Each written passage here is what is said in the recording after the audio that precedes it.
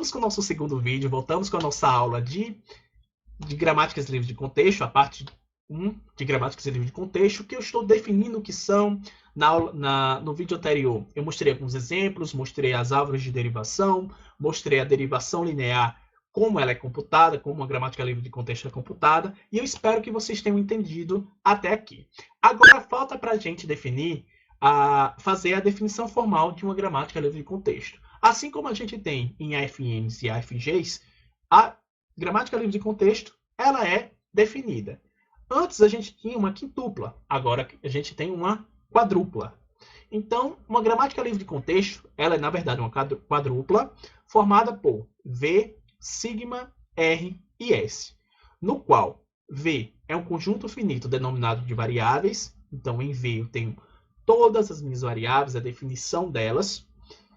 Sigma é o conjunto finito disjunto de V, denominado de os símbolos terminais. Então, sigma seria todo o meu alfabeto, seria os símbolos terminais que eu estou utilizando para gerar as cadeias, tá? R é o conjunto de regras, regras de substituição ou regras de produção, com cada regra sendo uma variável e uma cadeia de variáveis e símbolos terminais. E S, por fim, o último elemento da minha quadrupla, é a minha variável inicial, para saber por onde vai começar a minha computação. Então, fazendo a definição formal da nossa gramática G1 apresentada durante essa aula. A gramática G1 ela é composta por duas variáveis, que são as variáveis A e B. Mesmo que eu tenha uma regra repetida aqui, A e B, A para A, eu tenho apenas duas variáveis, a A e a B. Os símbolos terminais serão 0, 1 e hashtag. A variável inicial é o A, é o que aparece na primeira regra, do lado esquerdo da primeira regra. E as regras estão aqui definidas, né? Então, essa é a definição formal da minha gramática G1. Para fazer a definição da gramática G2, como seria? Vamos definir a gramática G2 por essas regras que estão apresentadas aí nos slides. Eu não vou ler cada uma, como eu já li no vídeo anterior, mas eu vou definir minhas variáveis como sendo sentence, noun phrase, verb phrase, prep phrase, complex noun, complex verb, article, noun, verb e prep. 10 variáveis seriam a definição dessa gramática livre de contexto. Os símbolos terminais seriam a, the, boy, girl, flower, ou basicamente eu posso representar como o alfabeto como um todo e também os símbolos de espaço. Perceba que eu tenho um símbolo de espaço entre cada um dessas minhas linguagens, tá? Dessas minhas variáveis. E sentence, como é o primeiro elemento que aparece na minha regra, é meu estado inicial dessa gramática. Ainda pensando na definição formal de gramáticas livres de contexto, a gente tem que levar em consideração e definir o que é derivação e derivação direta. Pensando que a gente tem três símbolos, U, V e W, e uma regra de produção, uma regra de substituição de A para V, a gente pode denotar a seguinte cadeia. U, A, W, lembrando que A é uma variável, que origina o VW, desde que exista uma regra de A que leve para a variável V. E normalmente a gente denota por uma seta dessa forma, uma seta dupla de UAW para UVW, já que existe essa regra que permite a substituição de A por V. A gente pode dizer também que o VW é uma derivação direta de UAW. E dizemos que U deriva V, escrito da forma U seta dupla, com o símbolozinho do estrela, com o símbolozinho do asterisco, para ver se U for igual a V, ou existe uma sequência de U's com K maior que zero, tal que eu saio de U e vou até V, passando por uma sequência de derivação. Assim eu posso resumir, no final das contas, de U para V, utilizando essa notação de U seta dupla asterisco. Então, por exemplo, a derivação da cadeia 00 hashtag 11 pela gramática G1 pode ser escrita dessa forma. A deriva para 0 a 1, 0 a 1 deriva para 00 a 1, que deriva para 00B11 e 00B111 deriva para 00 hashtag 11. Então, a gente pode dizer que 0 a 1 origina 00 a 11, tá?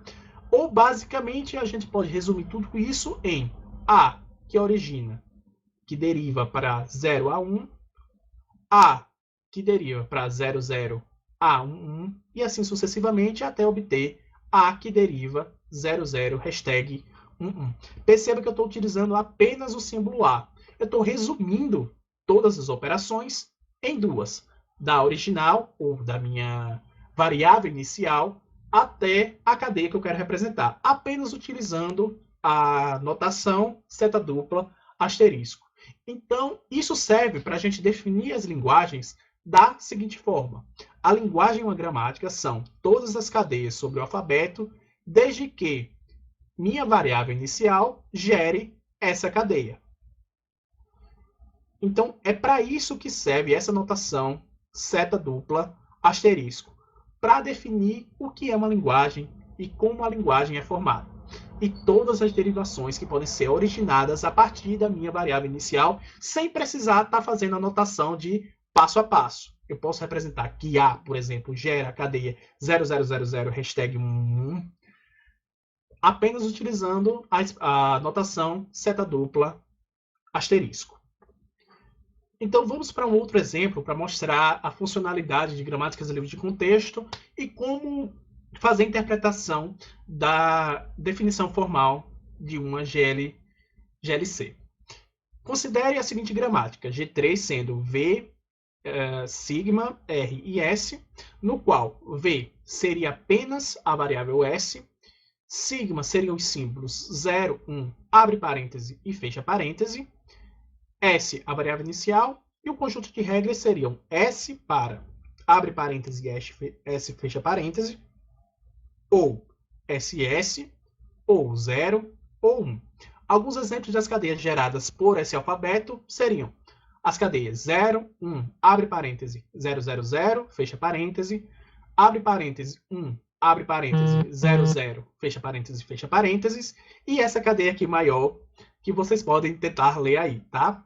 Então, qual seria a linguagem gerada pela minha GLC G3? Vocês sabem dizer? São cadeias binárias não vazias com parêntese alinhados.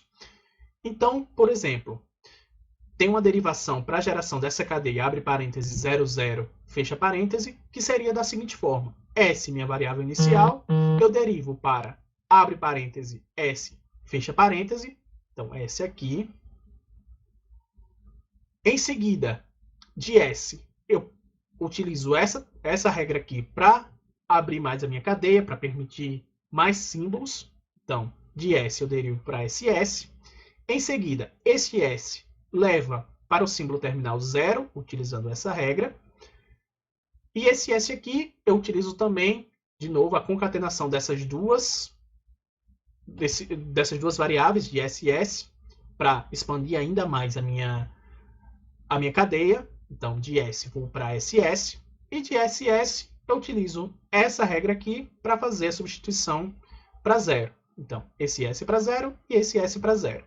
E aí, sim, eu tenho a expansão deste elemento ou dessa cadeia da gramática para gerar essa cadeia. A gente tem um outro exemplo dessa gramática G4 que é bem interessante para a gente porque ela mostra como operações, como expressões matemáticas podem ser definidas através de uma gramática livre de contexto, tá?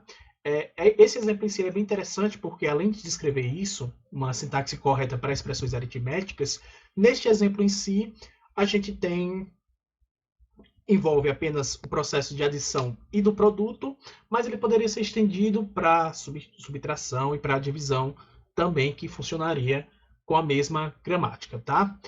Antes de analisar em si cada passo dessa regra por regra, da nossa gramática livre de contexto, aqui embaixo a gente tem algumas operações ou algumas cadeias que podem ser geradas a partir dessa gramática livre de contexto, como A mais A vezes A e abre parêntese A mais A, fecha parêntese, vezes A.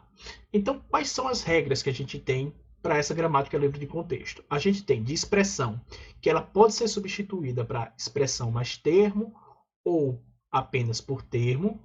De termo, a gente pode substituir termo vezes fator, ou x fator, vocês escolhem aí o jeito que querem interpretar, ou apenas por fator. E em fator, a gente substitui ele por expressão entre parênteses, por uma expressão entre parênteses, então a gente voltaria para esse termo inicial, ou pelo símbolo terminal A.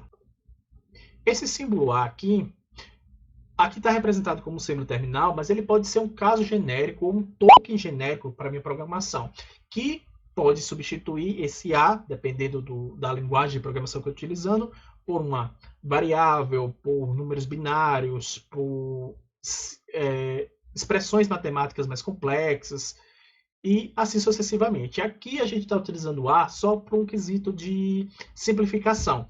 Mas em programação, em linguagens de programação mais avançada, esse símbolo A, normalmente, ele é substituído por variáveis ou por números, por expressões algébricas, isso que eu quero dizer.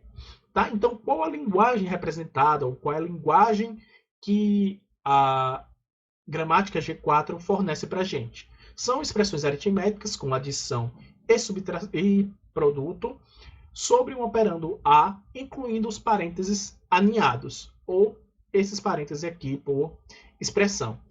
É bom notar que, e é interessante notar que essa gramática ela fornece uma linguagem ou fornece cadeias que respeitam a precedência do operador produto sobre o operador de adição. Tá? Isso a gente vai ver no próximo slide. É bem interessante essa linguagem em si. Então, a gente tem essas duas cadeias que eu estou mostrando para vocês, a operação de adição de A mais A vezes o produto e essa operação dos parênteses. E, como eu falei para vocês, essa gramática em si fornece uma linguagem, ou fornece cadeias que respeitam a precedência dos operandos. E como é criada a cadeia, ou como é gerada a cadeia A mais A vezes A? A gente vai fazer uma estratégia que é chamada de top-down, onde a gente começa da expressão e vai para baixo, para down, que seria a nossa cadeia gerada. Usando essa estratégia de top-down, a gente tem que, a partir de expressão, a gente deriva para expressão mais termo, utilizando essa parte da regra, e perceba que eu estou utilizando eu já levo de expressão para o sinal de mais. De expressão, eu uso o termo, eu uso essa segunda parte da regra, então eu vou direto para termo. De termo para fator, utilizando essa regra. E de fator, eu utilizo o símbolo terminal A. Ainda falta analisar este termo, ou essa parte da minha árvore sintática, que é responsável por calcular a operação de multiplicação. Então, de termo, eu utilizo essa regra aqui, então, de termo vezes fator, e de termo eu escolho novamente fator, e fator eu escolho o símbolo terminal A. Então eu tenho A vezes A nessa parte, nessa árvore. Perceba que pela estrutura em si da árvore, para poder calcular a operação de adição, que é o topo aqui de onde veio essa operação de adição, eu tenho que fazer a derivação da minha multiplicação, ou desse lado da minha operação, desse lado da minha árvore. Então, eu tenho que resolver na prática a expressão A vezes A antes de fazer a operação de adição. Isso permite ao compilador e permite ao interpretador, seja lá a linguagem que vocês estejam utilizando, de como interpretar a cadeia gerada a partir dessa linguagem, utilizando e respeitando as prioridades das operações. É bem interessante essa parte, por quê? Porque eu tenho que a operação de adição aqui, ela só pode ser realizada quando eu termino a computação desta parte da árvore. Da mesma forma vai acontecer quando eu faço a operação de adição utilizando os parênteses. Perceba que eu tenho essa árvore, que é um pouco mais complexa, para gerar a cadeia parêntese A mais A, fecha parêntese, multiplicado por o token, ou pelo símbolo A. Para poder calcular a operação de multiplicação, eu tenho que resolver primeiro essa parte da árvore aqui, que vem logo à esquerda. Eu tenho que resolver todo o termo, toda essa parte da árvore, para poder chegar na expressão e depois calcular a operação de soma e, por fim, a operação de multiplicação, depois de ter calculado essa parte da soma. A estrutura fornecida pela gramática fornece cadeias que vão respeitar, ou processos que vão respeitar, a prioridade das operações. Seja as operações representadas na forma de parêntese, seja as expressões mais, sejam as expressões de multiplicação. Respeitando as prioridades das nossas equações, a gente vai ter os resultados operantes, os resultados dados pela linguagem de programação de forma correta. Porque na matemática a gente bem sabe que as operações têm prioridades entre si, então eu tenho que calcular o resultado das operações também respeitando essas prioridades, tá? Eu espero que tenha dado para entender. Então façam, por exemplo, outras cadeias que são geradas a partir da nossa gramática G4 e testem para ver se elas respeitam ou não a prioridade. Vocês vão encontrar que sim, elas vão respeitar sempre a prioridade. Eu sempre vou ter lá na raiz, ou lá mais perto da raiz, a operação que vai ser executada por último. Seja por causa dos parênteses, seja por causa que a operação de adição tem prioridade menor do que a operação de multiplicação. Então é isso na aula de hoje. Muito obrigado para todos que assistiram até aqui. Eu espero que tenha ficado claro para vocês. Qualquer dúvida, comentário e sugestão, podem entrar em contato. Vocês já sabem todos os meus contatos, então podem entrar em contato para a gente ter as dúvidas em conjunto, tá? Novamente, como sempre, nosso livro-texto, o livro do Cipser, Teoria da Computação. Agora a gente começou o capítulo 2, Gramáticas Livres de Contexto. E as notas de aula do professor Marcelo Loreto. Obrigado, até a próxima aula.